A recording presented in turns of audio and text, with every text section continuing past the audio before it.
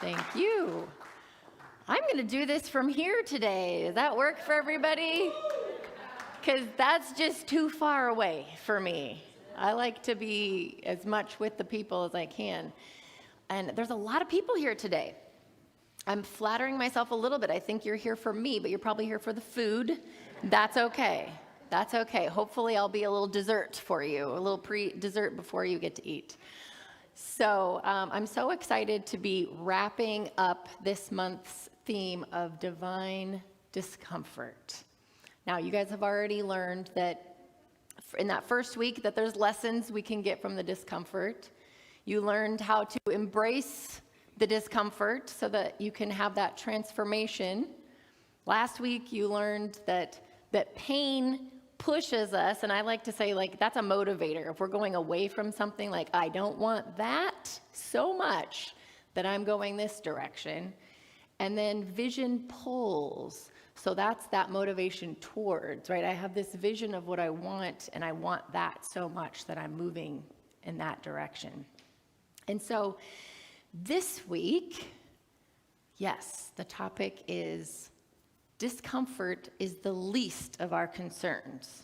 And I added, because we have bigger fish to fry.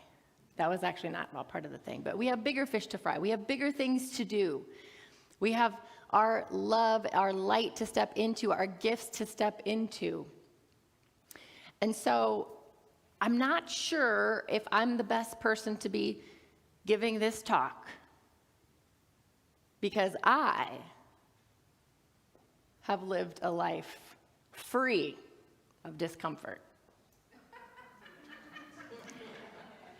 I've never had a relationship conflict. I've never had a challenging breakup. I've never heard, I never really loved you, I just married you because you're the marrying type. I've never been sick. I've never had so much pain that I've had to go to the doctor, to the ER.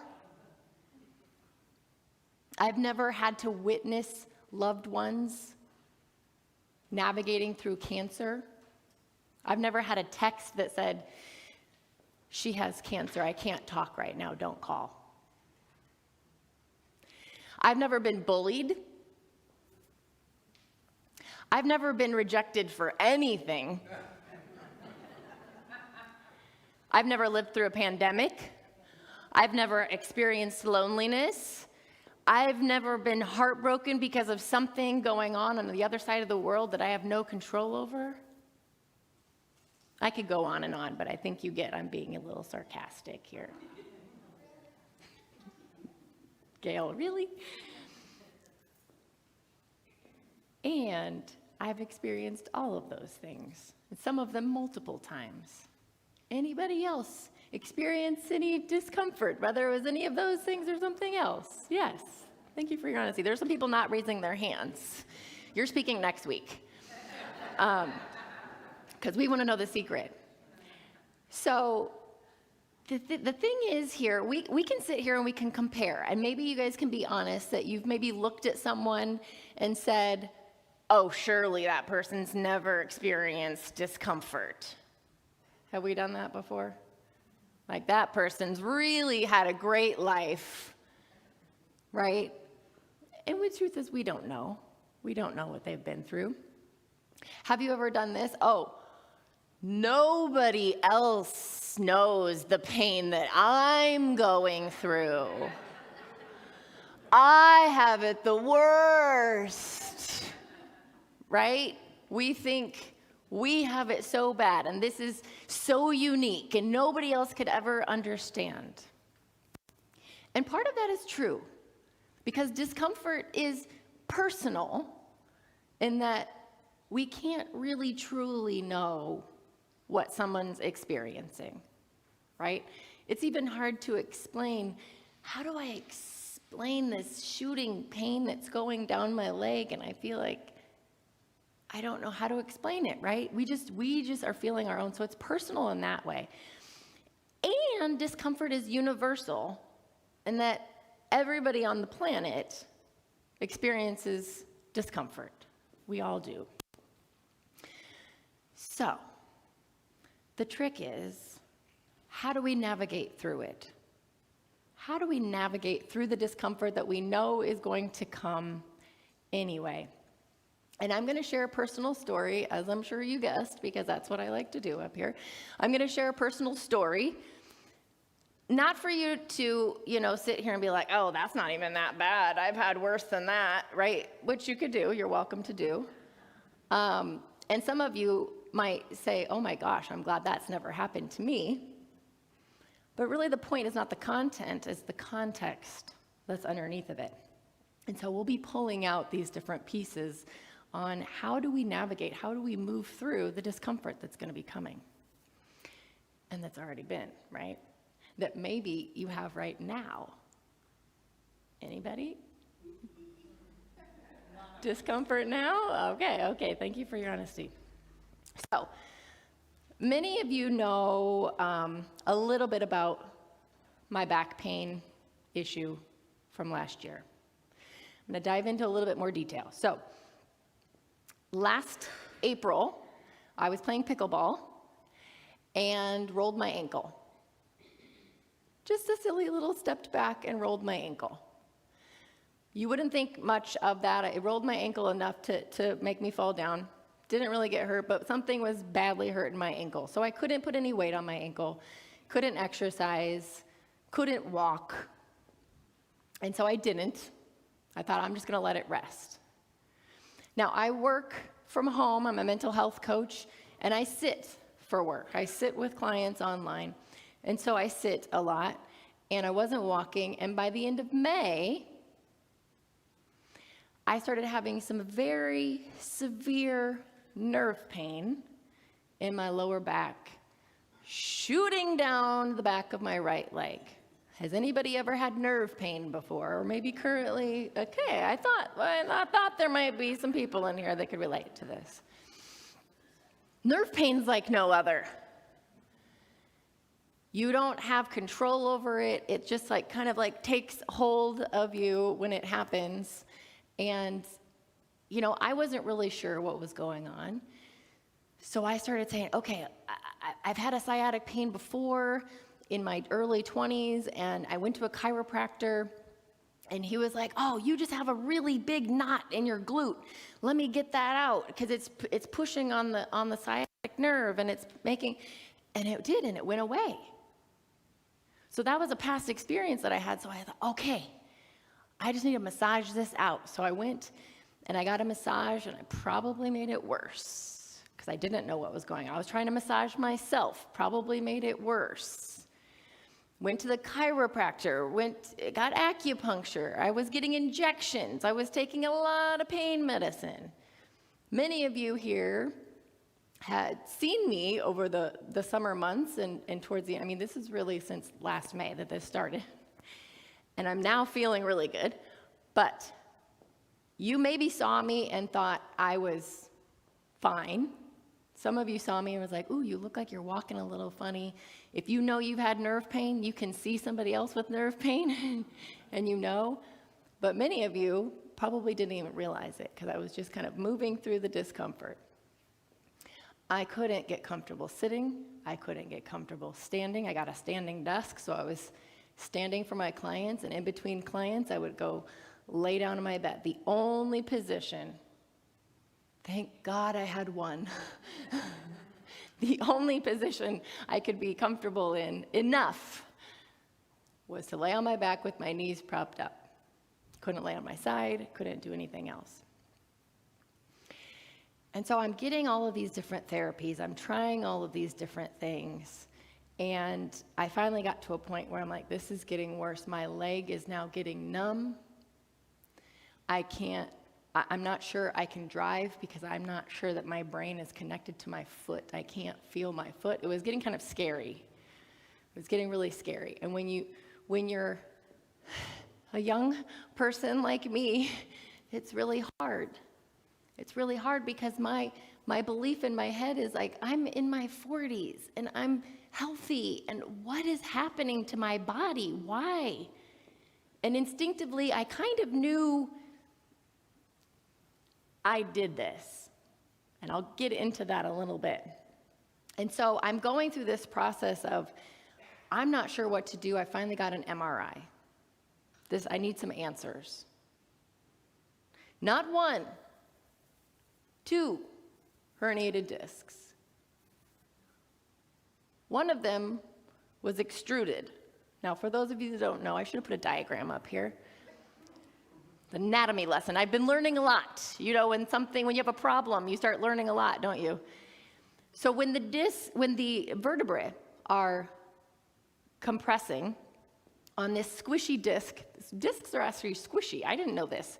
Discs are supposed to be squishy, so your bones can kind of do like this. And then there's this, one neurosurgeon told me it's like lobster meat. There's like lobster meat on the inside, he said. And when it gets squished so much, then the lobster meat can come out. Now, the weird thing is it doesn't come out and then just like dissipate. It just like comes out and like kind of hangs out there, but it pushes on your nerves. Pushes on your nerves, and that's what's causing that pain. So I got to a point where the doctors were afraid. I was coming out of the MRI, rolling out of the MRI, and the doctor was waiting for me, and he was like, "Have you had some trauma?" And I'm like, oh, I don't know.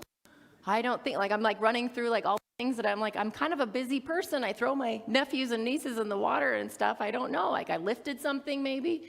A lot of times we think we hurt ourselves by this one thing. I lifted something and I hurt myself. Well, it's actually because we hadn't been doing all these other things beforehand that our body was in such a place that our muscles were not ready to lift that thing. So I'm now thinking, oh my gosh, what needs to happen next? Everybody kept saying surgery, surgery, surgery. I know people in here have had surgery. I started talking to people that had surgery. Again, you start meeting all these people that have all these similar things that you do, and you learn a lot.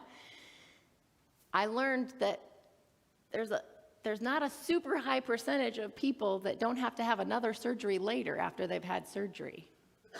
And then it's really hard to recover from. And I needed to make a decision. Do I want to do this right now? And then I started going, okay, I don't want to have like this fused thing here. That's going to limit my mobility. I don't know if I'm ever going to be able to do all these things, right? All of these things are coming through my head. Can you relate? Right? And then I started searching, and I found this neurosurgeon, the one that told me about the lobster thing. And I scheduled a call with him. He's in Beverly Hills. And we talked about this cool surgery that they just go in at this teeny tiny incision. They don't do anything. They're not fusing, and they just snip the lobster meat off. They just snip the little extruded piece off so it's not pushing on your nerve anymore. And then the next day, people are moving around and bending around, and they're fine.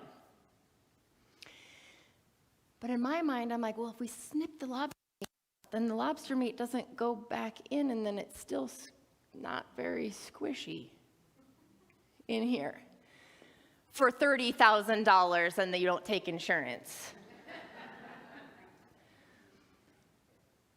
So there was a part of me that was like, I'm not paying $30,000.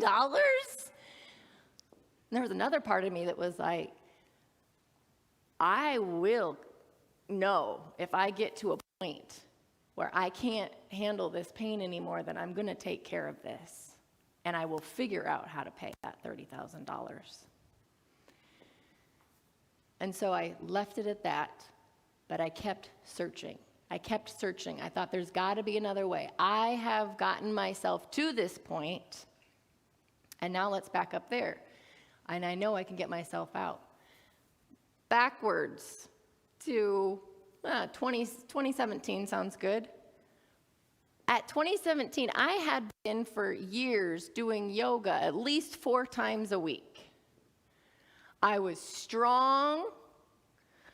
I had tight muscles here that were supporting my back.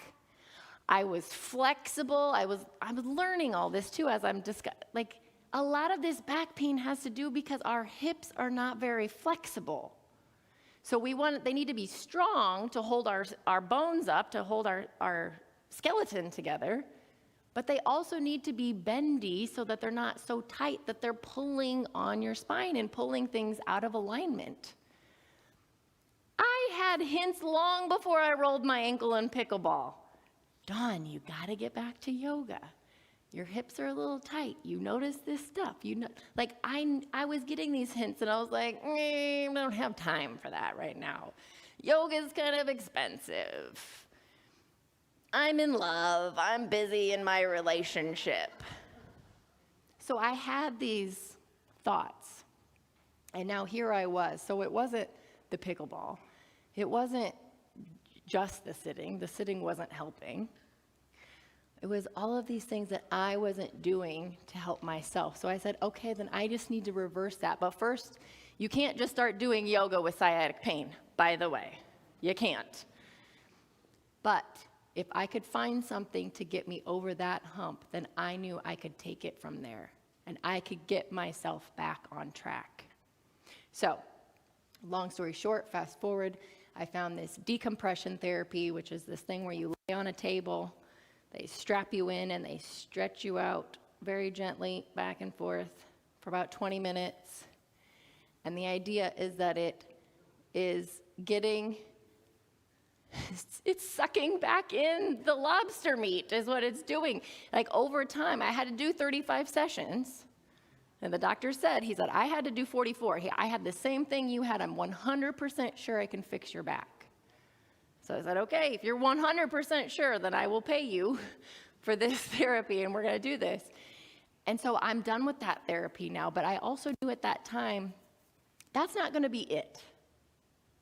That's not going to be it. The long term is I need to be making sure that I'm taking those steps to make sure that it doesn't happen again, that I'm strong in my body. So, what are the things that we're pulling from this? Do I hit the little arrow? Oh, perfect. So I love this quote. It is not the strongest of the species that survives, nor the most intelligent. It is the one that is most adaptable to change. Who did I have to adapt? I had to adapt the way I slept. I had to adapt the way I sit. Do you actually know that sitting the way that we are, where this is even like this, or sometimes our knees are actually above our hips, is not very good for you? If you can get your knees below your hips, it's opening up this pathway. I didn't know this was going to be a science anatomy lesson while we're in here too, but I had to adapt the way I stood, the way I walked, the way I stretched. I couldn't stretch like I used to be able to stretch. I hadn't been stretching. I've learned some new stretches. I even had to adapt the way I cook. I'm tall.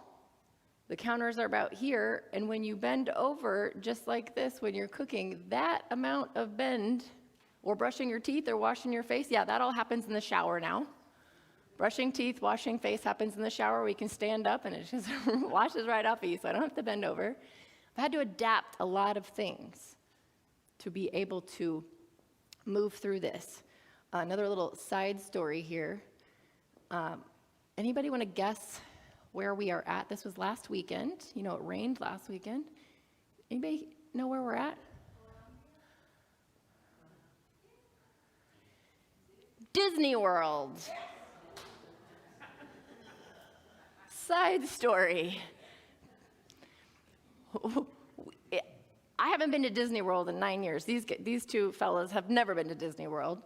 And we got these tickets, and you have to make reservations. I don't know how many of you go to Disney. I know Kat does. Where are you, Kat? Okay. Kat knows. You have to make these reservations. So we couldn't change the dates. And I look at the weather, and it's 95% rain on Saturday and 100% rain on Sunday. And I'm like, well, here's what's going to happen, boys. It's going to rain.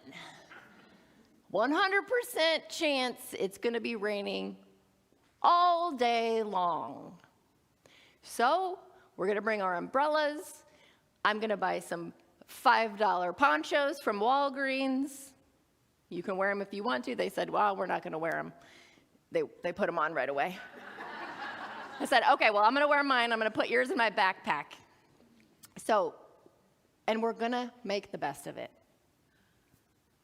It's going to rain. That's just what's going to happen. We don't have any control over it. We're just going to make the best of it. And we had more fun those 2 days than Monday when it stopped raining because there was all these people there and we had to wait in line a lot longer for the ride. So I love this quote. Life isn't about waiting for the storm to pass. It's about learning how to dance in the rain. Yeah. Because if we're just waiting, if I was just waiting for some doctor to come find me in my bed, hey, what are you doing in there? You need some help? How'd you find me? How did you know I was here? Right? We have to take part in this, right? There was a lot of prayer that I did. I prayed a lot. I was like, I know my body is healing itself. I know it has the ability to heal itself. It's healed itself before from other things. It's got to be able to do it for this thing too, right? I prayed. I promised myself. I promised God. I said, I will never get back to this place again. When I get through this, I'm going to be so strong. I'm going to be so flexible. I've learned my lesson. You know, sometimes we get to relive things when we don't learn our lessons. I'm like, I want to remember how painful this was so that I never get back here again. And so adaptability is that first thing. We have to be adaptable. Secondly, open-minded, right? Being open-minded. There was definitely this cognitive dissonance when it was like the doctors were telling me, no, this is the only way you're going to fix it. You're not going to be able to fix it any other way. And no, that can't be right. I'm healthy, I'm young, I can do this. And so we have to be open-minded, right? There was a part of me that's like, okay, I can accept this, and what else is possible? I love to play that game. What else is possible? What else is possible? What else is possible? What else is possible? And if I didn't keep looking, I might not have found the decompression therapy. I might still be here and I found something else. But I was being open-minded. And resilience is the third thing. So resilience is accepting your new reality, even if it's less good than the one you had before. You can fight it. You can do nothing but scream about what you've lost, or you can accept that and try to put together something that's good. And I did fight it. I didn't want to believe that something really bad was happening in my body. I didn't want to believe it. I kept thinking I could do these little quick fixes. I had to slow down. I had to take my time. I had to be patient. I kept telling myself, I'm praying for patience. I'm praying for patience. I'm praying for patience, knowing that this is going to unfold the way that it's supposed to. And just accept where I am, accept that it's different than yesterday, and also be open that it can be different tomorrow as I continue to adapt, as I continue to be open-minded. And that's how we build that resilience. And you guys have probably also experienced this. Once you get through something, then you're stronger. You know you can get through the next thing. You know you can get through the next thing, how we build that resilience. So, if that story wasn't enough for you, I have another one. It is Black History Month, and I know we've been reading these stories of famous Black people who have experienced, gone through discomfort, and this is a great story of resilience. Chadwick Boseman. Once upon a time, there was a man named Chadwick Boseman, whose journey would become an inspiration for millions around the world. Chadwick was an incredibly talented actor, known for his powerful performances and his portrayal of iconic characters. However, behind his radiant smile and on-screen success, he was battling a formidable foe, cancer. In 2016, Chadwick was diagnosed with stage 3 colon cancer, a diagnosis that could have easily derailed his dreams and aspirations. But Chadwick was not one to back down easily.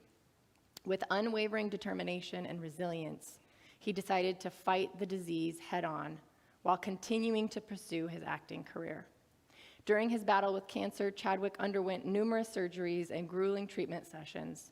Despite the pain and fatigue, he remained committed to his craft, taking on physically demanding roles and delivering outstanding performances.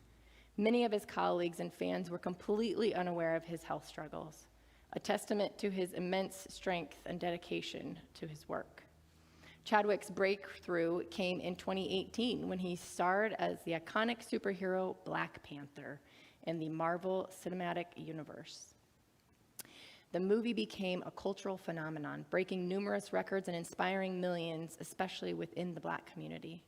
Chadwick's portrayal of the noble and powerful T'Challa, I don't know if I'm saying that right, T'Challa, resonated deeply with audiences worldwide. Little did they know that behind the Black Panther's mask was a man who was battling his own personal villain. Chadwick continued to work on projects and bring joy to people's lives while privately fighting cancer. His resilience was a testament to his character, as he refused to let the disease define him or limit his aspirations.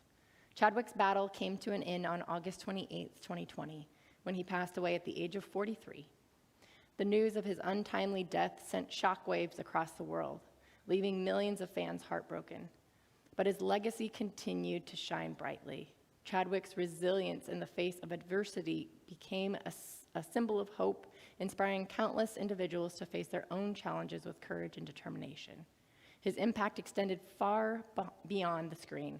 Chadwick used his platform to advocate for important causes, championing diversity and representation in the entertainment industry. He was a role model for many, embodying grace, humility, and strength. Chadwick Boseman's story will forever be remembered as a testament to the power of resilience.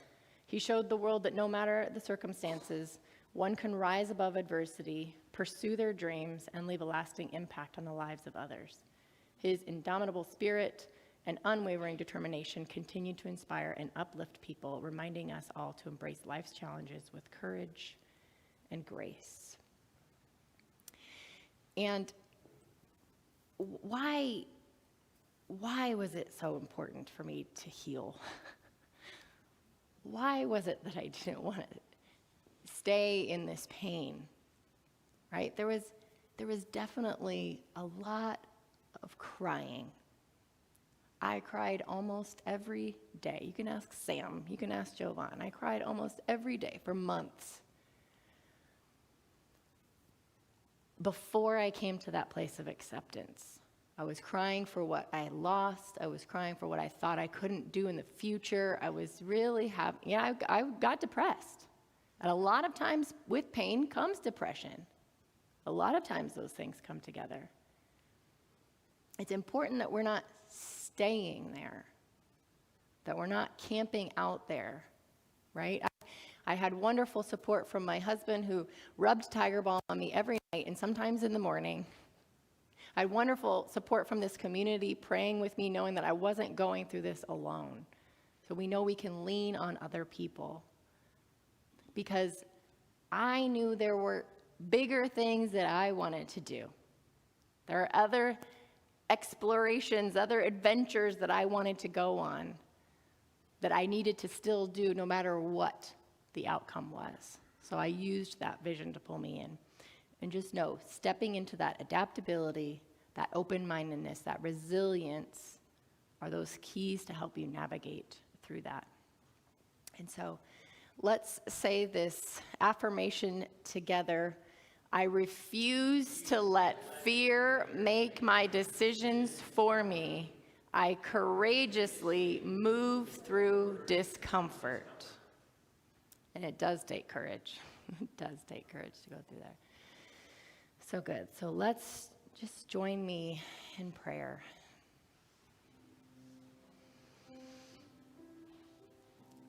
Just knowing that whatever it is that we want to call God, Spirit, the divine, the Great Spirit, the universe. It is that ultimate power, that all-knowing, that ever-present wisdom.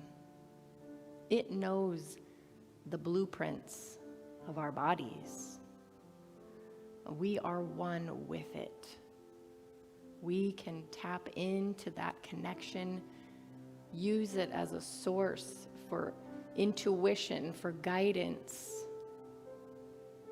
knowing that we are not moving through this lifetime alone. We have God, we have each other. We are all walking each other home. We are all expressions of God, and therefore we get to lean into each other for resources, for education, for support, perhaps for surgeries, for therapies, for a shoulder to cry on. We get to be creating this life together, knowing that discomfort comes as we are humans. And the context underneath that is this beautiful unfolding, this beautiful transformation as we continue to step into what more is possible here. What more is possible here? I am so grateful to know this truth, that we can move through discomfort with ease, adaptability, open-mindedness, and resilience. I'm so, so grateful for this community, for this time today with you all, releasing these words into the law, knowing they are done. And so it is. Thank you.